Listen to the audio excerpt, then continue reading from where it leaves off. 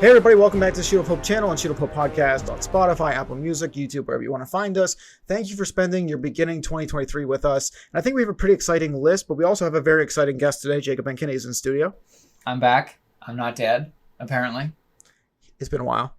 Yeah, it has been a while. When was our last podcast? Start of 2022? I think it was probably looking forward to the films of 2022 and TV shows. So that would have been right around the start of the year. Which is fun because we're going to wrap it up on this episode of what we thought about the 2022. Beginning and the end. Whether it was a lot of films we saw or whether it was very few or far in between. Yeah, so how would you, just if you were to give your overall thoughts on this year's films, and let's group TV shows in as well, I think. Do you think this was a good year for films and just media in general, or one of the weaker years?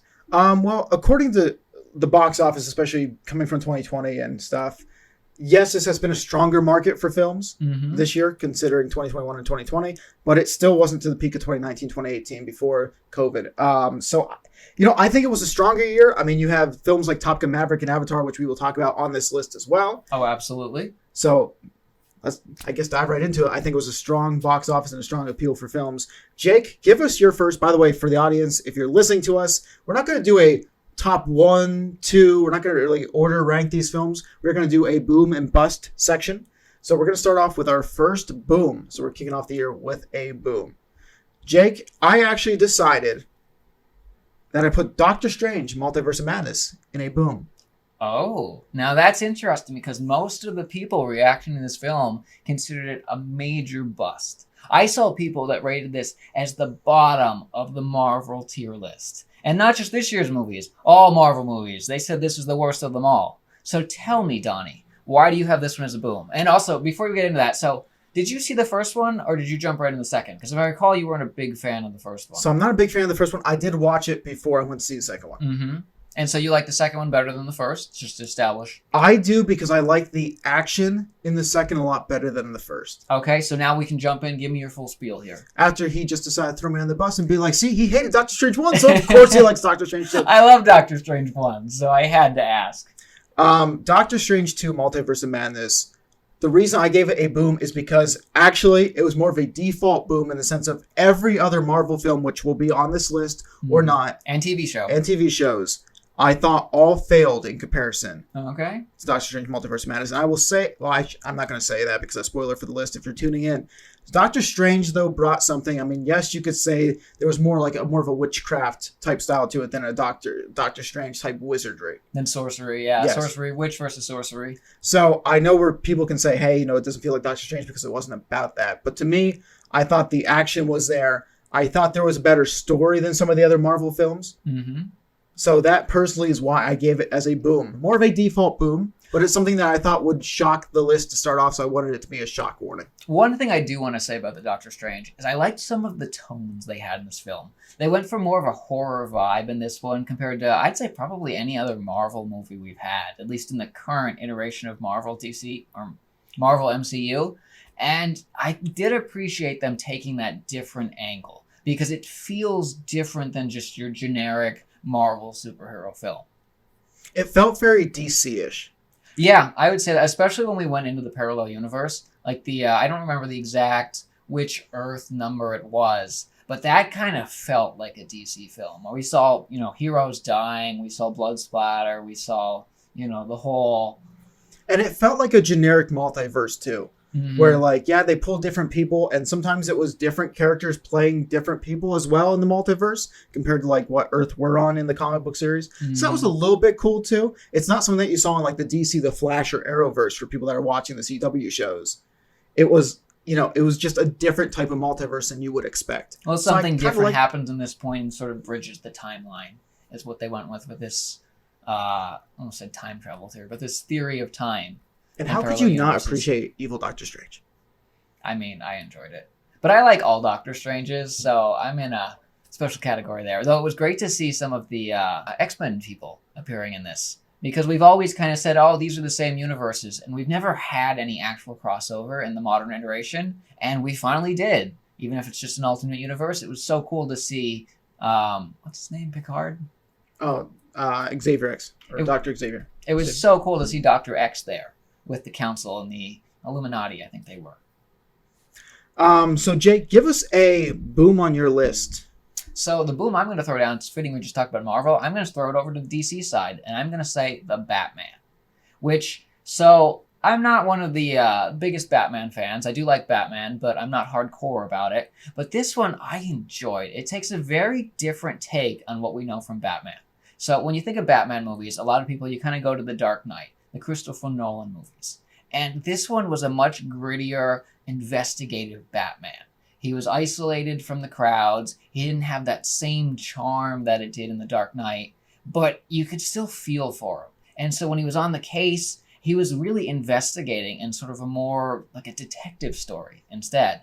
And I really enjoyed that take. I enjoyed the character. And it was kind of fresh. So it's a boom for me. Okay. No, I'm cool with that. And the Batman 2, again, a darker film. Mm-hmm. We just talked about really, Doctor Strange. literally darker in this one, though, because it was you also... You couldn't see it, apparently, in Jake's eyes. Yeah, so But- it depends what kind of See, screen that's you're what watching, what kind of happens when lighting you had. That's what happens when you don't watch in theaters. You Oh, I decide know, to watch I it know. on the comfort of your But- home.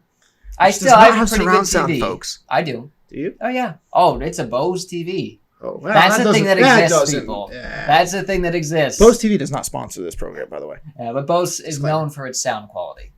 No, I love our surround sound. It's better than our local theater, to be honest. But it is a single room local theater we have here.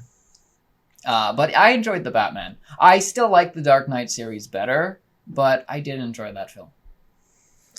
Keeping it in a dark tone, we're going to go with our first bust of the day. Morbius. I don't. Didn't Careful what take you say. long. I'm gonna morb. Didn't take long for this film to become a bust in theaters. In fact, I believe it re-released trying to figure things out, and that didn't work either. It tried to jump on the meme bandwagon with its re-release, but the problem is that people weren't watching it in theaters. They were just pirating it and watching it or going by word of mouth. So while the re-release, I don't think it was like the worst idea to try and captivate on that sort of meme audience. They misread what their audience actually was and what they wanted.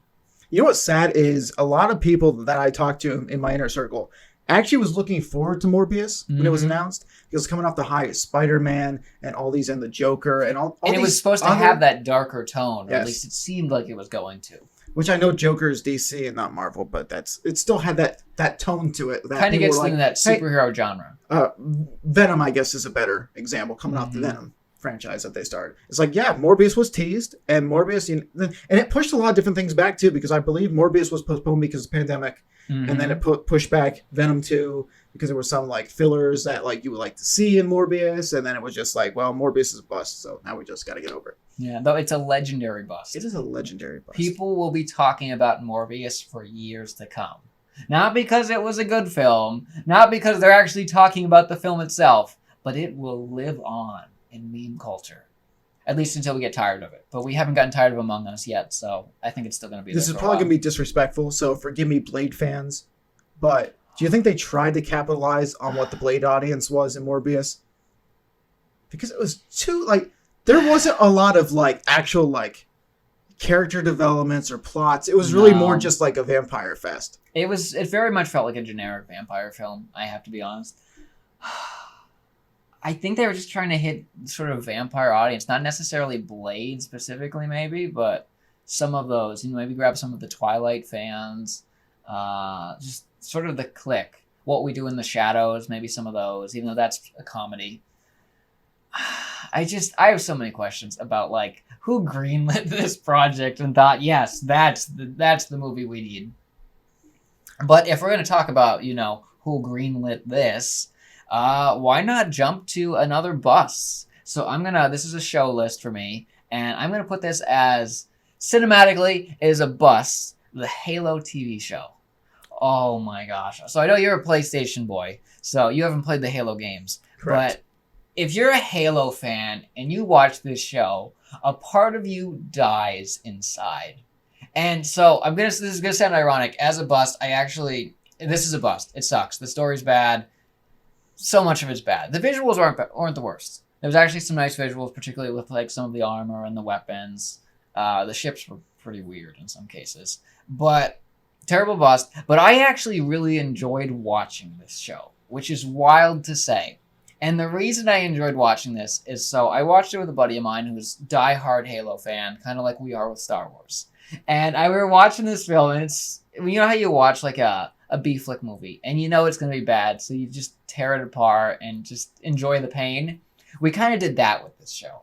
And let me tell you, it's terrible. We got to the second episode, and I was like, are you going to cry over there? I can hear the strain in your voice. But it was a fun watch because we did it together, but oh boy, the writing is so bad. And he never leaves the helmet on. It's coming off every 2 minutes, which if you know anything about Master Chief and Halo, helmet never comes off. So they could take to learn a lesson from The Mandalorian, and it's a bad show. Was that the moment that broke you when he took the mask off? No, because we knew it was coming. We all knew that helmet was coming off in the first 10 minutes. The moment that broke me was actually some of the, I'm going to say D-tier special effects. There's this section in the first episode, I believe I sent you this clip to actually watch, where someone gets shot with a plasma weapon and explodes. And the explosion is just... When I was in middle school, there was this like FX app you could get on your phone, and it was like a joke thing where you take a video and put all the dumb explosion effects in it. That's literally what this explosion was. So it explodes from, I believe, the front of this person, and then they flew sideways, crashed into this tree like full force, and then came back down, and there was no body harm on them. Like, there was no fire through them. It was just... Oh, it That's was some Mike terrible. Poshmark acting skills right there. It was so bad. But I saw this, and it was supposed to be a really serious scene. So it was the first encounter with the Covenant, which is like the alien species of the Halo universe in the timeline we're at. And it's a bunch of children out exploring, and they get hit by these aliens, and it's supposed to be really emotional because like they're shooting these, I'm gonna say young adults because it's not really kids. They're probably adults already, probably maybe like 18 through 20 range or something like that. But it's supposed to be kind of emotional because it's like, oh no, what's happening? And they're dying. But it's just, the kids, half the kids are high when it's happening, and these explosions are so bad, and the blood splatters so over the top that you can't take it seriously. And that's within the first 10 minutes of the movie or show. Very strong start. Continue on a bust, and you know, I'm kind of in between on this film. So I have two question mark films. So if there's a boom and a bust, these two are kind of in the middle because I didn't know where to put them. I really can't put them as a boom because the one lost a lot of money, but it actually wasn't as bad as what I thought people were ratting it out to be. And the other one, even though it did make money, was based off a video game from PlayStation. I know which one that's going to be. And I, quite frankly, enjoyed it as a good watch, like a Battleship type style movie watch, but then the fans kind of didn't like it. If you played the actual game, I did not play the actual game, so disclaimer, I don't have any connection to the characters whatsoever. Which I'm surprised, because you are usually pretty dedicated to the PlayStation side. I am, but only Star Wars PlayStation side. No, you go beyond that. I go a little bit beyond. That is your main focus. By the way, if you haven't checked out Rocket League, that's what I was waiting for you to say. I mean, I think everyone's heard of Rocket League now. Everybody plays Rocket League except you, so that's a different story. Yeah, a lot of people don't. So, we're talking about Uncharted. Uncharted, really, to me, again, another fun watch. Just, I wasn't connected or invested so I'm not really a good person to explain Uncharted because I'm not invested in that type of characters from what the video games were. I just know when I just sat down and watched the movie, I was like, you know, this is a fun little watch. I was like, I can see it's, even though I had A-tier actors, you could have casted B-tier actors and put the same movie together and probably would have grossed the same amount of money. Yeah, I mean, there is a Tom Holland effect. I'm glad you mentioned the actors too, because one of the biggest complaints I've heard, so I have not played the original Uncharted either, but one of the biggest complaints I've heard from people that did is that casting did not feel right for them, especially Tom Holland. But there's also Tom Holland appeal coming off the Spider-Man franchise and everything else. So, like, I understood the decision to cast a big name. He has a lot of hype around him. People are really. I was gonna say Holland. child actor, but he's not child anymore. He kind of looks like it though. Like he played Spider-Man well. I mean, he looks like a teenager. So I mean, there you go. Absolutely. How old is he? Do you know? Probably 23, I would imagine. I was gonna say 24, maybe, but 23, 24. I could believe that. Fact check us in the comment section below. You die-hard Tom Holland fans, we know you're out there. So Uncharted, but the other one I'm gonna say is Black Adam. Oh, okay, the Rock movie. Black Adam, huge bomb in the box office. Avatar passed it within the first weekend. Like, that's how that went. Which, not saying Avatar shouldn't have passed in the first weekend, but passed in the first weekend. Oh, this is interesting, by the way. So Tom Holland, 26 years old. 26? Yeah, born in the same year as us. Ooh, what month? June. Ooh, he's after me, so he's still... I got him. Mhm. I'm older. Is that a good thing or a bad thing? I don't know if Well, that's you a know good what? thing. I mean, he's also more accomplished at his age than I am, so I guess that's a bad thing. Just a little bit. Just a little bit. Just a little bit. But how do you not love this studly face, right, Jake? I did not think he was going to be 26. That was not what I was betting on. Anyways, Black Adam, real quick, as we wrap up this in between kind of.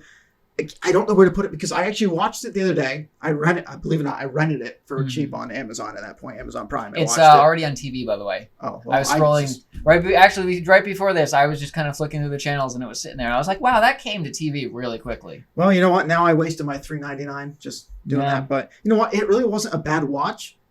But again, I'm not invested in the DC really because, and we've seen over the past few weeks what happened with Henry Cavill and Superman and all that news. So I mean, the only good thing There was also some drama between him and The Rock the too. only good thing is that Ben Affleck is back. That is the only good thing. But whatever. Christopher Reeves, Matt Reeves, director of the Batman.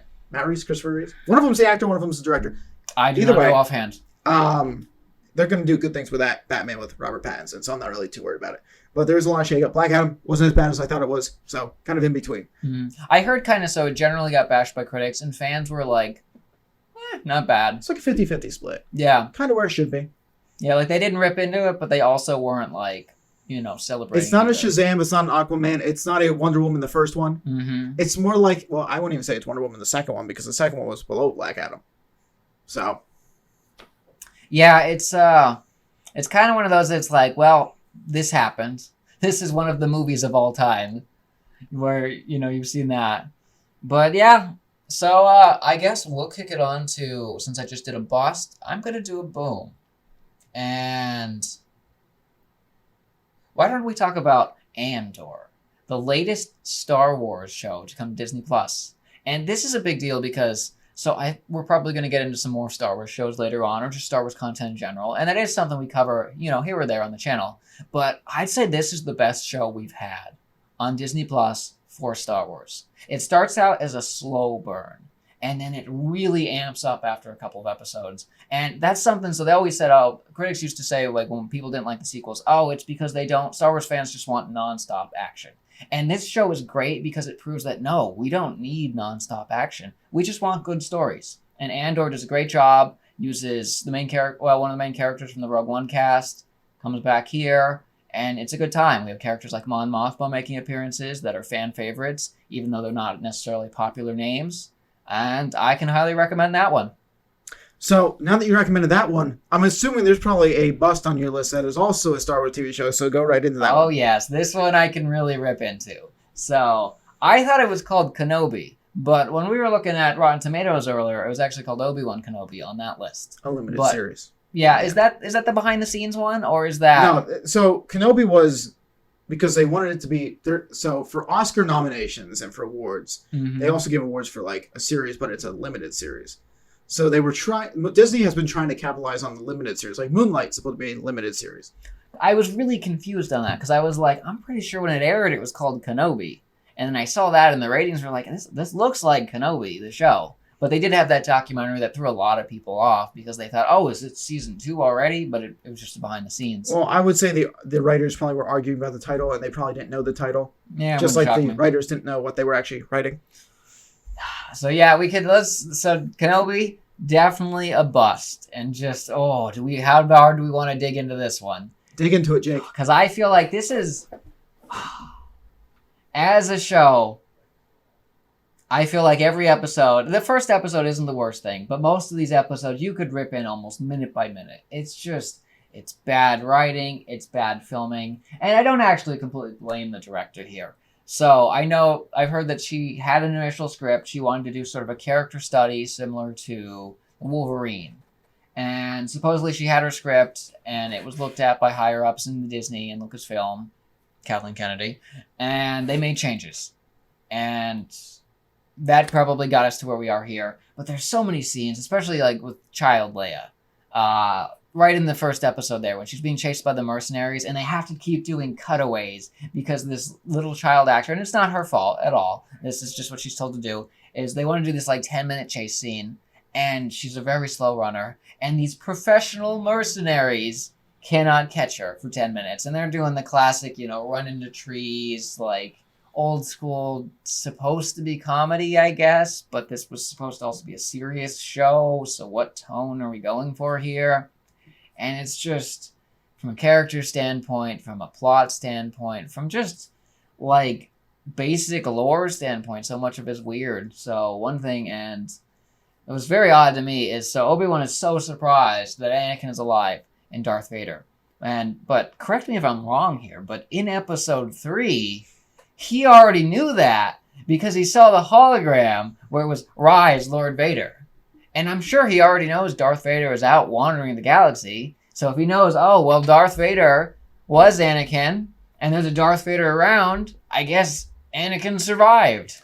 One of my biggest complaints about Kenobi was exactly that. Mm. See, in all the other lore, and don't get me wrong, there's been a lot of Star Wars canon over the years where like there's different stories about Obi-Wan and how how he takes care of Luke and all this other stuff.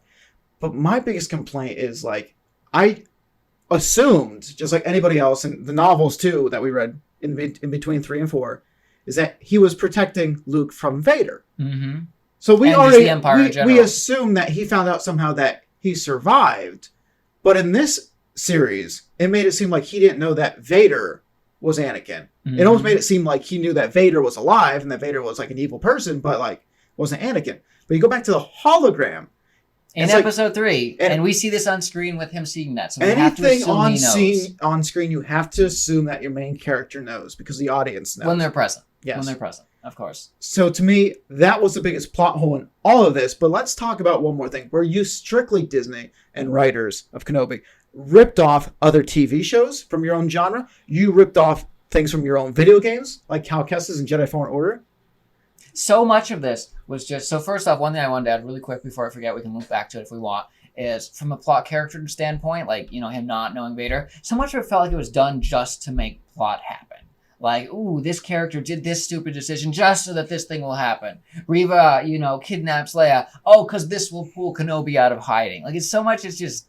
What? Like, where's the actual character logic behind these And the moments? stupidest scene, the rock fight at the end. It was a snowball fight with rocks. It looked like they were like styrofoam just bouncing off of them, and they don't dent the armor or anything. It's just like, Like, I'm sorry, like Vader Vader does not have a personal force field around like him to take was these hits. so Like he silly. still should have been hit with that. If he was hit with it, like look at episode 2, Attack of the Clones. Mhm. When they're hit by like these things that like Count Dooku's thrown at Yoda or like whatever, and it connects with Kenobi or like it They falls feel like on they them, have weight. they actually like hit them, crush them, or like move them to the side. Mhm. Like I was like 2 and 3 showed that well. That was something that I think that George didn't really show, and it was probably budget wise in the first trilogy. Yeah, it was only But so much. you could do. even when Vader is chucking things at Luke, when the window breaks open and the air's sucking out and stuff like that, when it hits They Luke, feel like he they have he weight. gets like thrown back, and like there's like moments where he's fighting, I but, think like- there's a section where he does get hit too, and he's like, ugh, like a heavy grunt.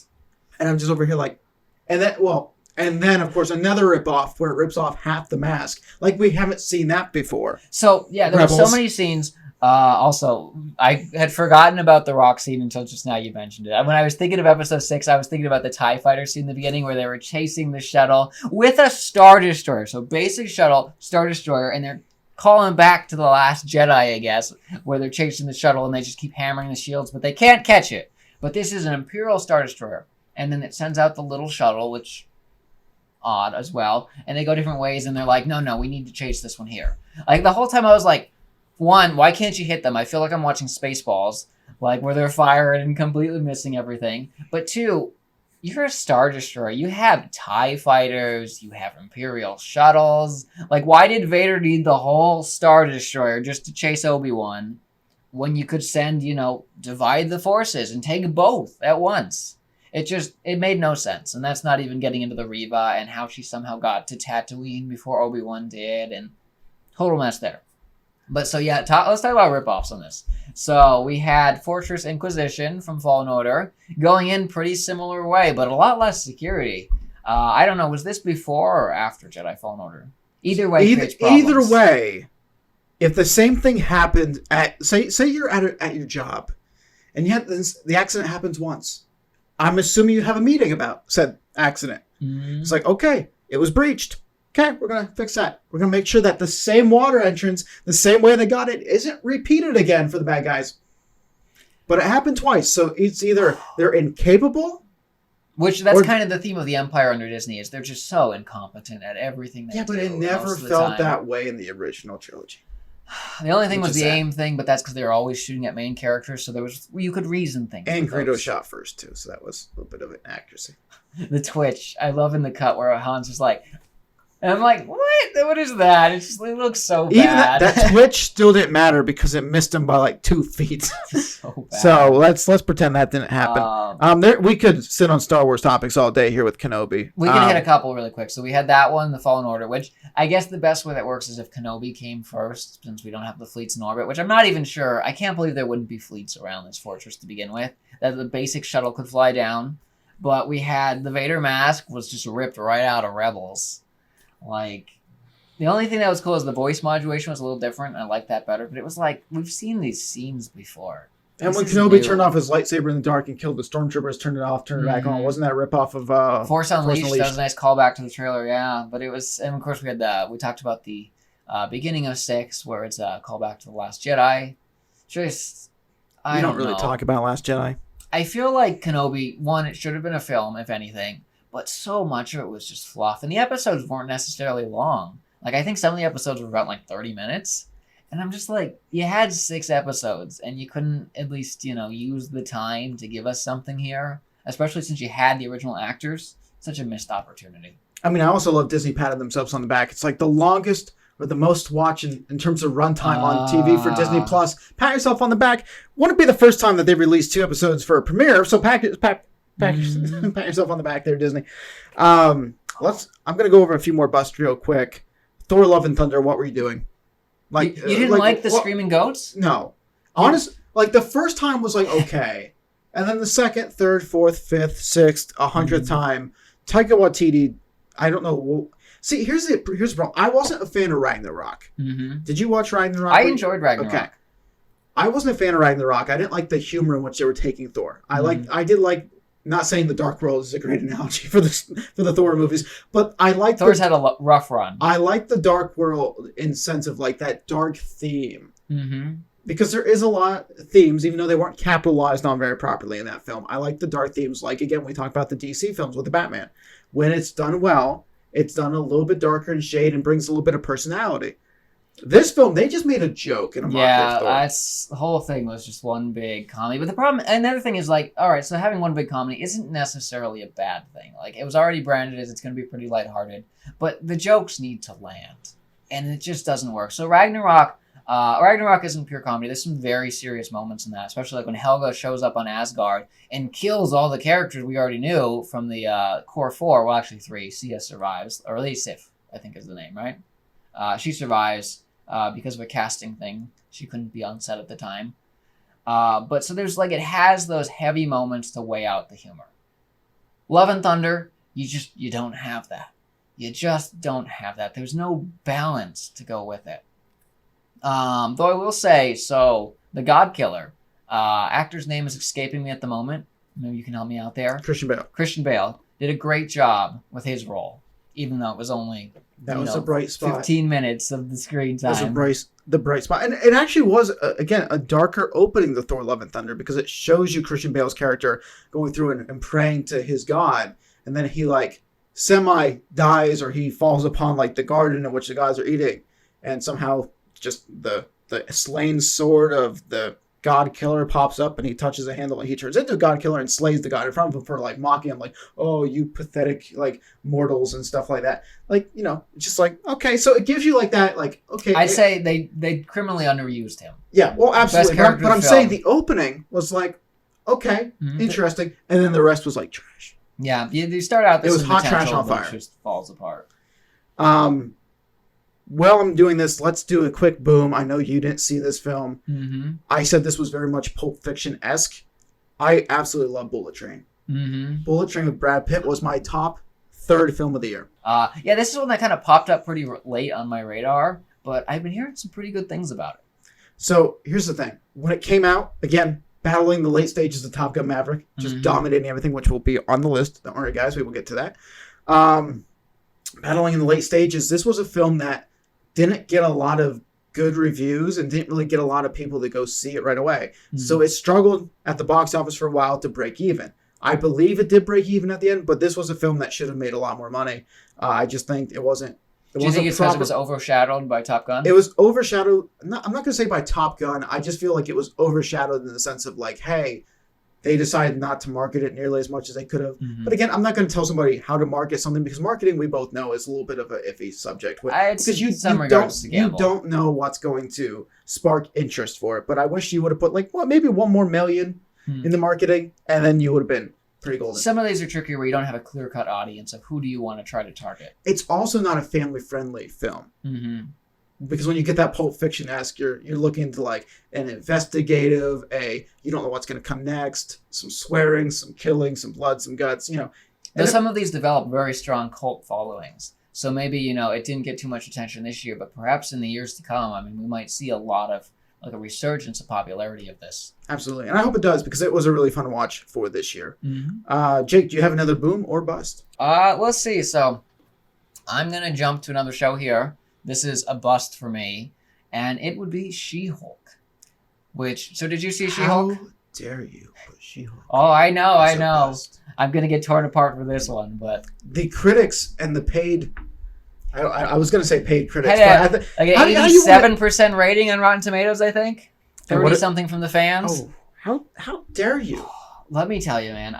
The shills will be very upset with you right now. So which the biggest thing they kind of baited people in with this was the Daredevil, is what people were waiting for. But he doesn't show up until I believe episode 7 or maybe 8, wherever the Frog character comes in.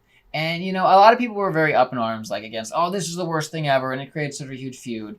Which let me say, it definitely, it was not good. But the biggest thing I would say that was the sin of this is it was just so boring. Like you're watching an episode of this and you're like, I'm just not invested in this. And now maybe I'm not the target audience. I do watch some films though that fall under, you know, chick flick categories. I think of like Pitch Perfect, which I love that series of movies. But I'm Jake watching is this. a Twilight lover, may I remind you. I've actually never watched the Twilight movies, believe it or not. Completely skipped that. I'm not a big vampire person, except for Blade.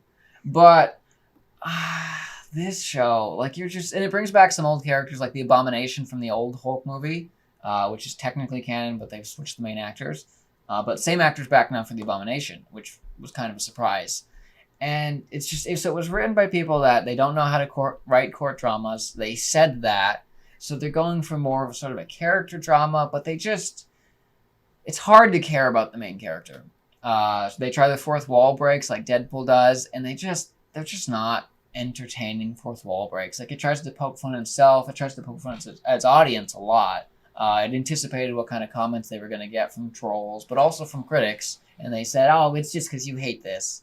And it's like, just because you acknowledge there's a flaw in your show doesn't mean that you did a good job. You should have fixed the flaw instead. But it's just, the main thing is just, I don't know, it's just boring. It's just very boring. It's questionable writing. There's a section in it where she breaks the fourth wall and I was like, what is happening here? And it's like, yeah, no, I've been wondering that for the whole show. I will say though, so there's a couple scenes. In particular, there's one where it's sort of the two sidekicks. So one of her one friend from the law place and one of the other guys that works there, they're going to try and get her a super suit. And it's this little montage of like 20 minutes of just these two side characters. And I think that was better than anything that had She-Hulk on screen. Like if this was a show about these two side characters instead, would have been a much more entertaining show. But so She-Hulk, definitely a bust on the show side of Marvel. A bust on my list, even though, don't hate me, Jurassic Park fans, Jurassic World Dominion. That was... the failed opportunity, which, listen, it was great to see everybody come back on screen. But it was a failed opportunity, in my opinion, to bring everything together. It was like cool because you're jumping back and forth between characters, but then at the same time, it's just like, but what's the overall arc? What's the overall theme? It just wasn't there. Yeah, it's definitely one of those that played off of sort of nostalgia for the older films. And I'm not saying that every Jurassic Park film had a theme or like a story, because really it was just like, ooh, we're going to run around with dinosaurs and try not to get eaten. I mean, that's kind of the story of all of them. The first one is a good job of making you question some things, but after that, it's like, we kind of did this already. But you know what? Chris Pratt You're amazing. I hope you kill it as Mario because we know that's coming out Upcoming here. Mario movie, films of 2023. And check us out because I'm sure Jake will be back to talk about upcoming films of 2023 this new year. So that was a bust for me. Lightyear was the biggest bust. Oh, let me put this on the list because I have to. So Lightyear, welcome to the box office and then straight to Disney Plus, my friends, because that's what you got. I feel like I forgot this film came out this year. My mind just like purged it from existence. Like I just completely like, oh, that did exist. That's right. Chris Evans, you might be Captain America, but you are not Buzz Lightyear, my friend. Oh, This is... that's a hit. So I don't know if you watched, when we were young, there was a show called Buzz Lightyear of Star Command. Did you watch that growing up? I did. It was a good show. Loved that show when I was growing up. And I was expecting like, oh, cool, a Buzz Lightyear movie. I always wanted that as a kid, like in the universe, just like the show. And so like I had these expectations. And you managed to ruin one of my favorite characters in Toy Story as well. Not just Buzz. I'm not talking about Buzz. I'm not talking about the aliens. I'm not talking about even that precious little cat that you had, the robot cat. I had to have the which was merchandising. Which was the number one. It's like the BB-8 of the Star Wars trilogy, okay? You see this thing right here? Camera? See this thing? BB-8? Merchandising. BB-8 was the best thing in the Disney Star Wars sequels. I'm not kidding you. That was the best thing. He loves his BB-8. Yes, I love my BB-8. Very much. He's behind there too. There's more BB-8s around here on studio. I know. So, that cat was a BB-8 of Buzz Lightyear. But I will say this, just like you said, you forgot this film came out this year. So did the audience, because they didn't show up. I will put this. This is going to be a lot of hate. I feel it just resonating at me. I put the new Elvis movie on there. Oh. The Elvis crew is going to tear you apart. The Elvis crew. I know personally somebody. She loves Elvis. And she loves the movie. And Butler did a great job. Butler actually did do a good job as Elvis. You know, my question though, why didn't they just cast Elvis as Elvis? He's not dead. They just need to call him back. He just went home for a little while. You conspiracy theorist, how dare you? I love it. Actually, I forgot. It reminds me of another... I'll let you say what you said. You just reminded me of another boom I forgot about. What I was going to say is, and I do like this trend of not only storytelling where we're doing a lot of fiction, but I like the idea of doing documentaries or like, you know, autobiographies of these artists and these musicians. It's becoming too much of a trend now. So yeah, and I remember we discussed. This wasn't, and I'm not saying that Elvis was a bad film. It's because we have our good like booms and busts. We can go back and forth when we say booms and busts. You know, things that we liked about it, things that overall captivated. But my bust is simply because A, I don't think we needed it. B, it was semi-boring. And C, it just, again, it's not the best of the ones that came before it, the autobiographies. Mm-hmm. Because you had one from Queen, Freddie Mercury. The dramatization autobiographies. Yeah. Or not autobiographies. And it's not the best one. So, of course, that's just going to knock it down for me. Yeah, so these are tricky because it's a genre. Like, you don't go into these for, you know, ultimate accuracy and, like, sort of, you know, perfect retelling. But there's sort of these dramatizations to make everything feel very extreme. And some people absolutely love those. But if you're not one of those people that really goes for these films can really feel like a chore to you. And I do hate the fact, and this is probably a different podcast discussion, but the fact that I love these films that are based off true stories. Like, we get away with it. Like when Christopher Nolan does the Oppenheimer film that's coming out next year. Mm-hmm. Or does Dunkirk, or you get the Saving Private Ryans, and like films like that, like the overall war films. Like, we give things a pass because we're like, well, you know what? Sometimes these characters weren't real; they're just dramatizations of the war. But the all-inclusive thing was real. Mm-hmm. Sometimes you get these personal ones where it's just about this one person that's either passed away, or you're getting first or second recalls from like a generational, like a family member or whatever, like how their life actually was and what they actually thought. Like, how much of that is actually real? It's tricky sometimes when you don't have. To me, even if you have a diary, like even if the person has a diary, it's just hard to go back to like these situations and say like, yes, everything's based off a true story. Like, not everything in it's real, but they try to portray like this is the actual way that Elvis was. This is the actual way that Freddie Mercury was. And it's just, to me, it's a little bit deceiving. But that's just me when it comes to these. But I do love the trend as far as like the history and documentary stuff. Something tricky with these is, so when you come at these films from a modern take, is you have a different lens on the world. than they had. So one event that might happen then that isn't a big deal might feel like a big step for us. So you have, there's the hindsight is 20, quote, but you could also say hindsight is like 520, because sometimes we see things and don't understand them in the way that world did. And it definitely changes how some of these stories are told. We were talking though about how using accounts and stuff. Sometimes, I've seen that done really well. One of the prime examples I think of is, have you seen Hacksaw Ridge? Yes. It's one of the World War II. It recounts the story. So something they do in that, and I believe it was in the credits, is they show some of the accounts of people that he rescued, and they're telling their story. And in the film, they used those same accounts and made them events that happened in the film. And I really liked how they did it with that film, but it is a very tricky balance sometimes. I'm going to go through a few quick booms, and these are like the honorable mention booms real quick. Because we're going to get to two big ones coming up here that are really big booms, because we haven't even discussed the big box office winners. Oh, there's some heavy hitters waiting along. So honorable mention booms. These are just really, in my opinion, really good watches. The one actually, Knives Out, which is not a sequel, but it's of the Knives Out trilogy with the same detective. Glass Onion came out on Netflix. Very good watch. I don't like it nearly as much as the first one, but a good watch. Beast, about the lion that goes rogue and kills people. I forgot that one existed. That was good. Actually, it wasn't like, it was kind of like Liam Neeson, the Gray type film. Yeah. Just enough action to keep you on the top, like on the edge of your seat. I was kind of like, we've been here before. But then the ending's kind of like, just a lion version of Jaws. But you know what? It is a good watch. There are some good, like, little horror-esque prowling hunting moments that just like, okay, it's cool. And then the last one, Dog. I don't know if you remember Dog, but that's what Channing Tatum when he was that one takes of the army Journey dog ones? I believe it's a German Shepherd breed. That's another one where there's like, it's sort of a genre of like sort of dog feel-good movies. Yeah, it's a dog feel-good film. Yeah, I didn't see that one, but I know it's a military. Vaguely remember. Film.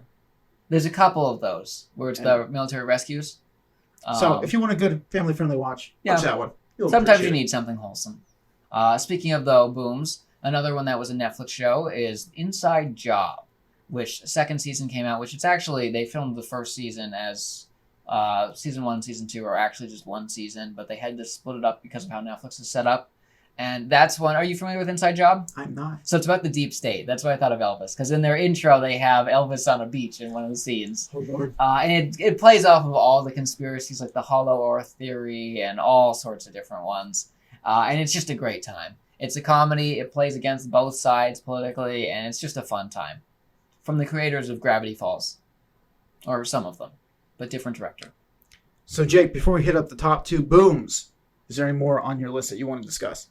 Oh, let's see.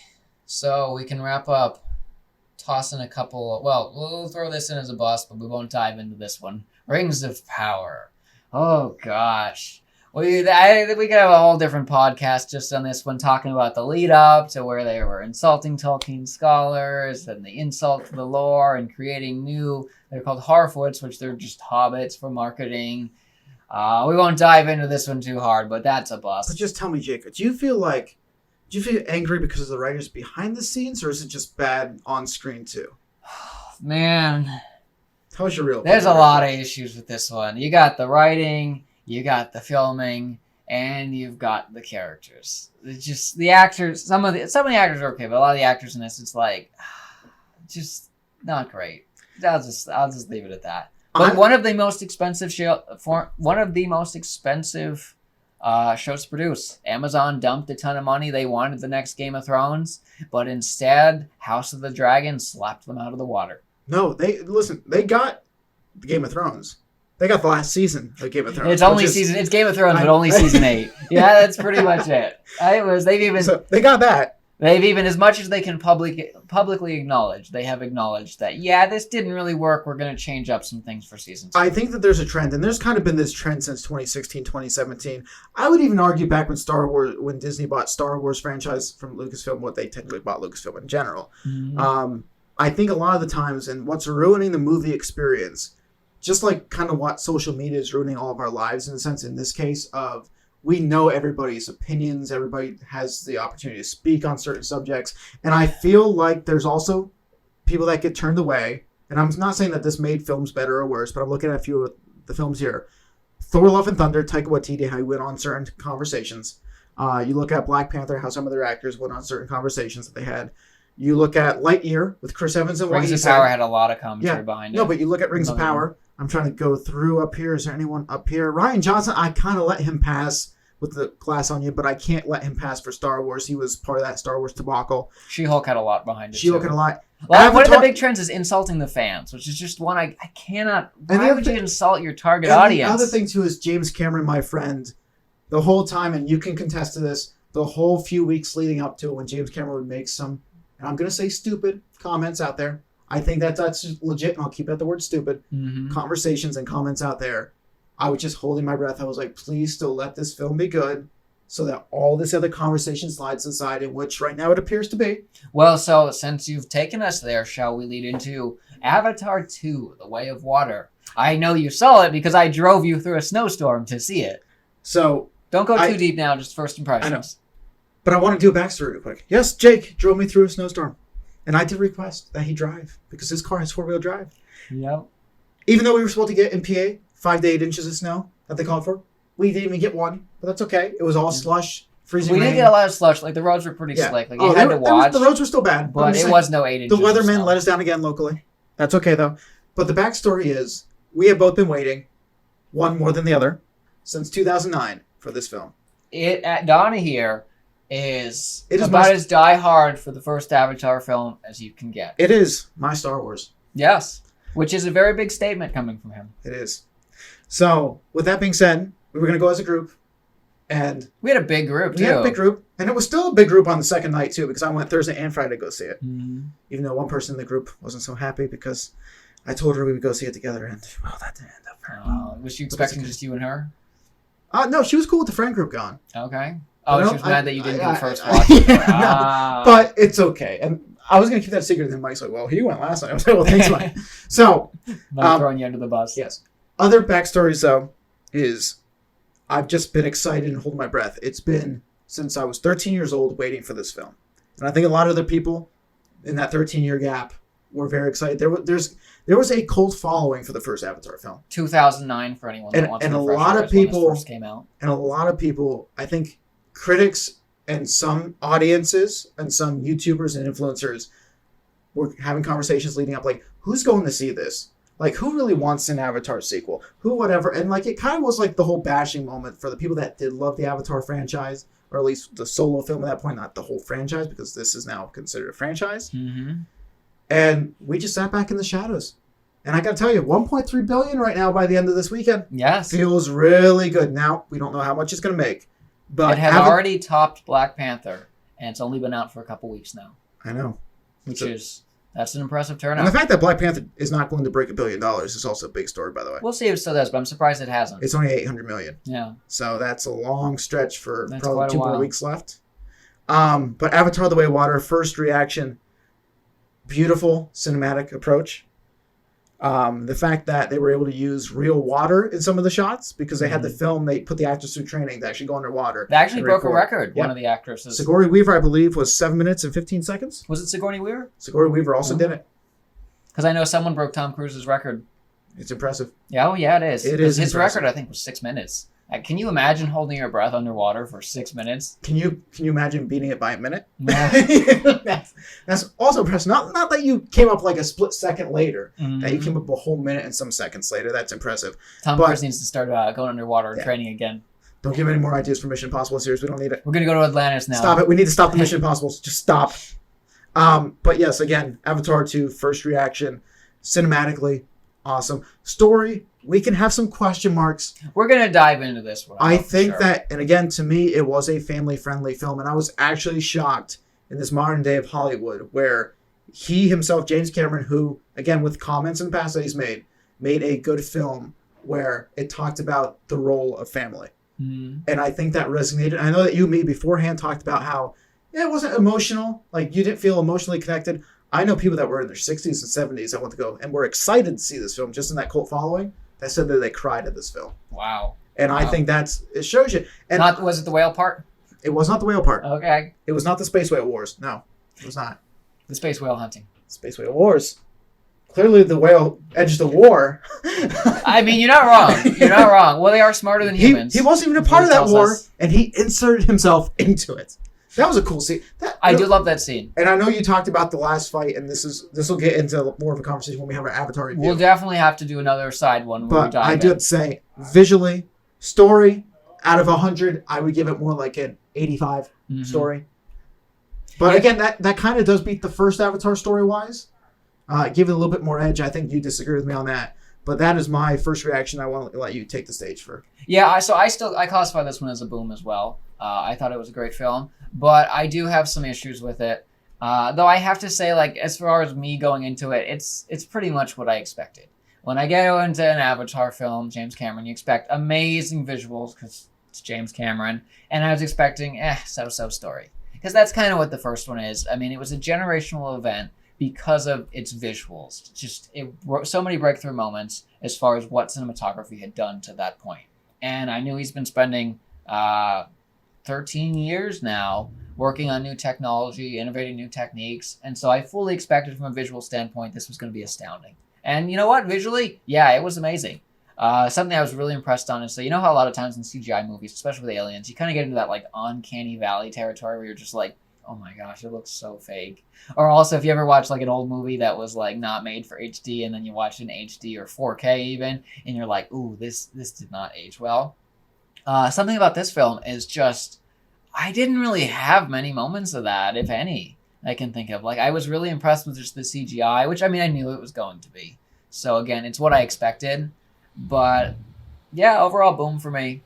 Some story questions, but we'll dive into that another time. I do want to ask because again, there's a lot of media stuff going on between overhype, less hype, fan reaction, whether it's good or positive. For the most part, it's been positive fan reaction. A lot of people are The acting reactions like have been interesting. it's this been one. well, but then there's channels I follow and people I like, basically share like 90-10 opinions based off of watching the content, and I agree with them.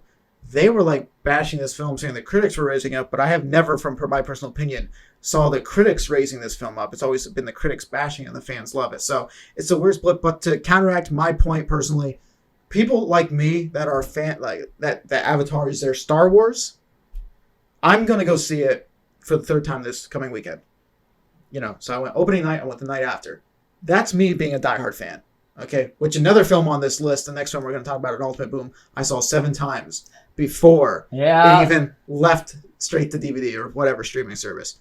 But I want to ask you, because you're somebody that went in with the attitude of, I'm going to go see what this is about, cool effects, what you expected. Jake, how many times have you seen it, or are you planning to see it again? So at this point, I've seen Avatar twice, and I plan to see it a third time next month. And taking someone that hasn't seen it yet. But I want to say, that is big. Oh, I know.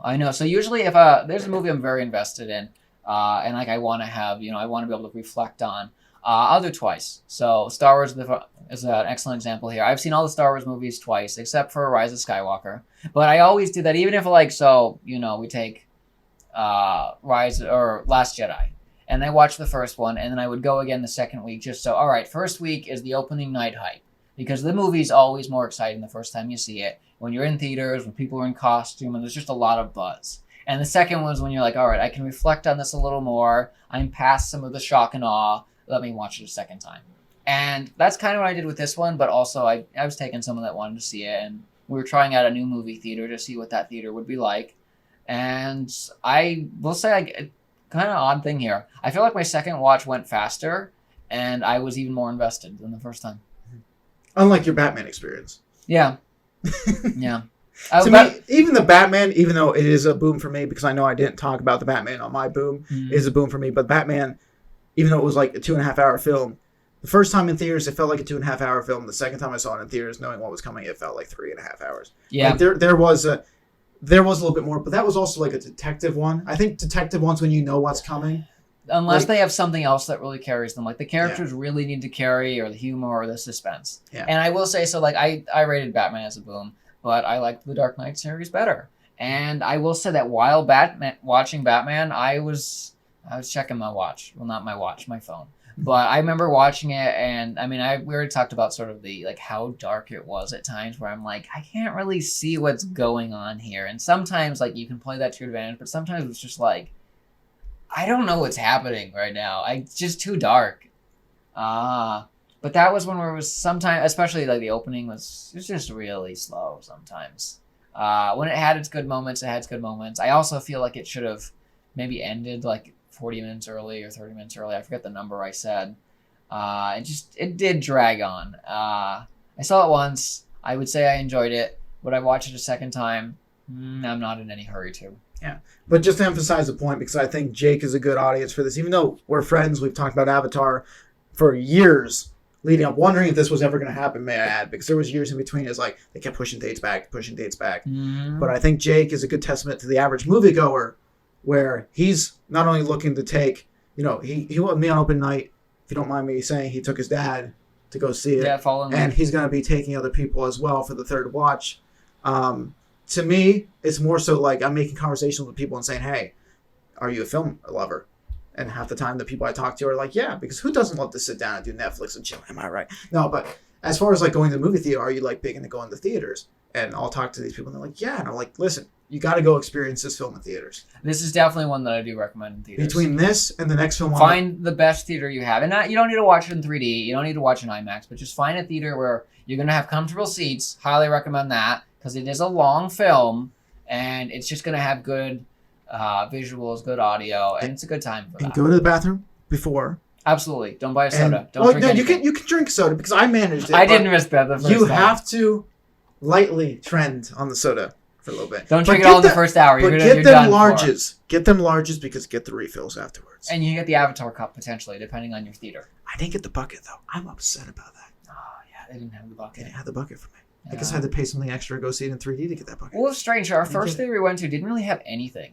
But the second theater I went out to had like a full blue carpet thing going on. You got your drinks and they had blue straws that like it was like a clear straw. And as the straw got wet, it would turn blue. But it would potentially turn, I think it was like green or red. There was a color where like if you got it, you won like a free movie ticket or something like that. And they had like all these other sort of merchandising things going on. There's Avatar signs everywhere.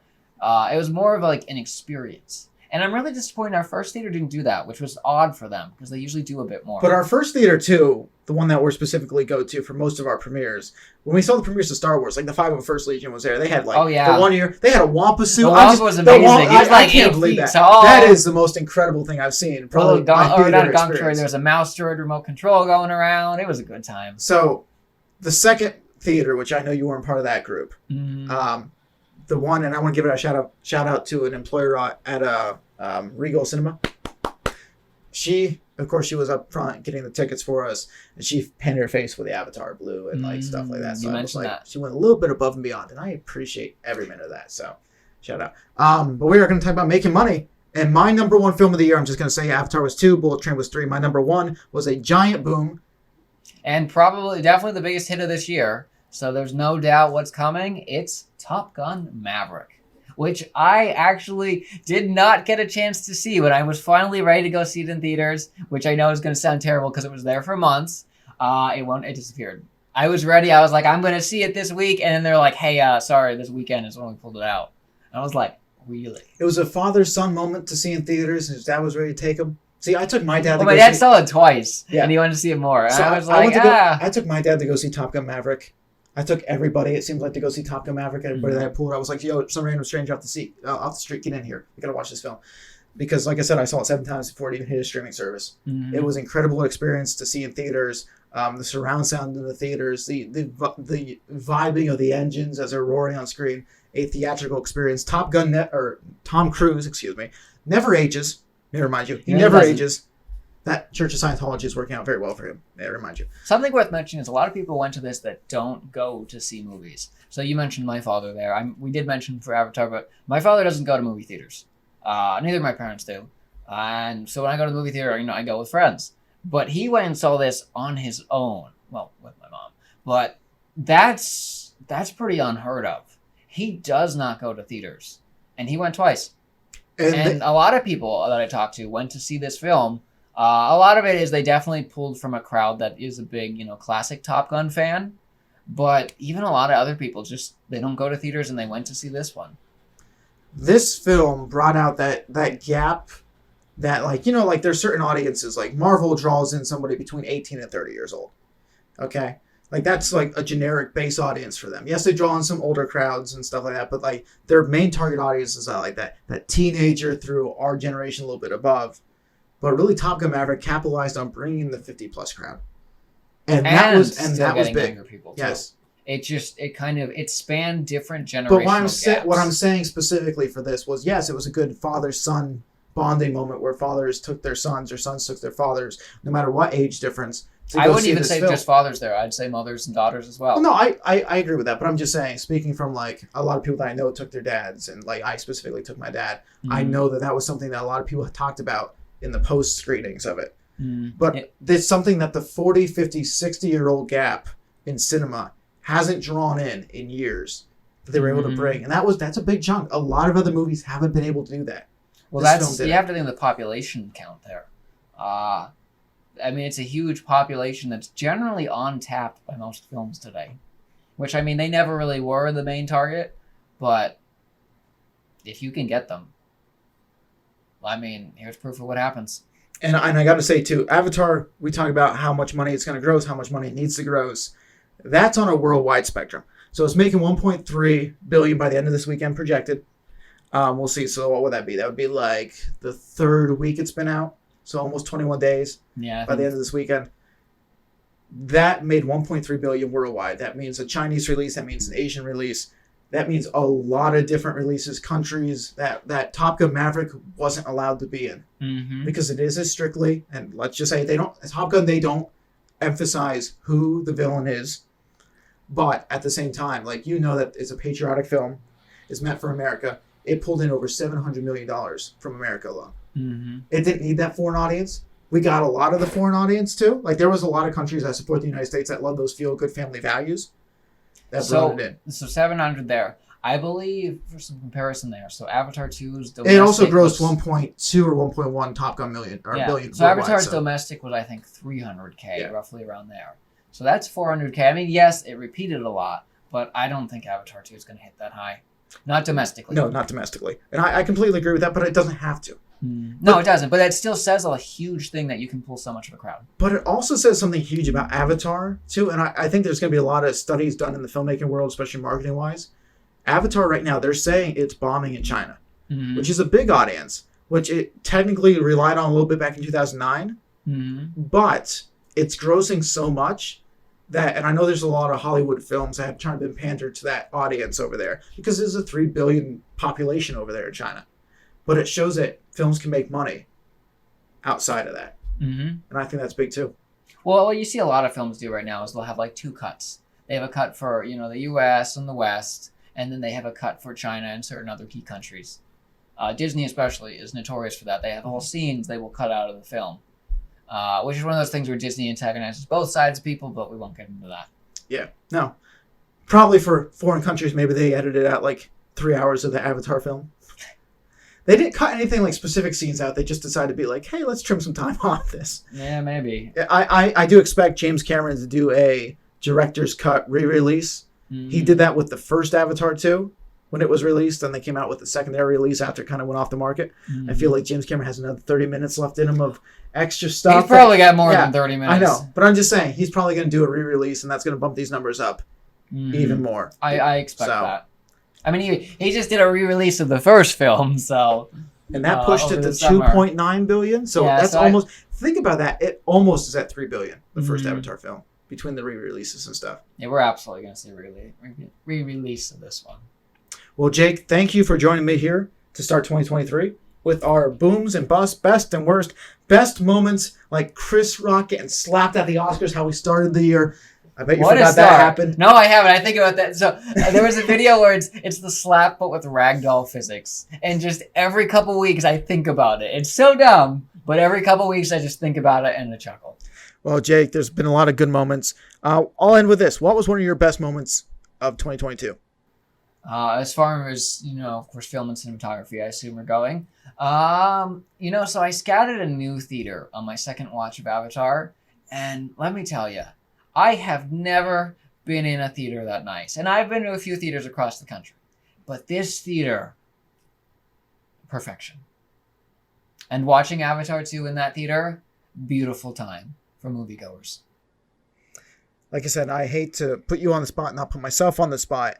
I will say that Top Gun Maverick was my favorite film and best experience. For people that don't know me or just have followed me on Instagram where I can share more personal stories, a week before we saw Top Gun Maverick, we put our German Shepherd at 6 years down.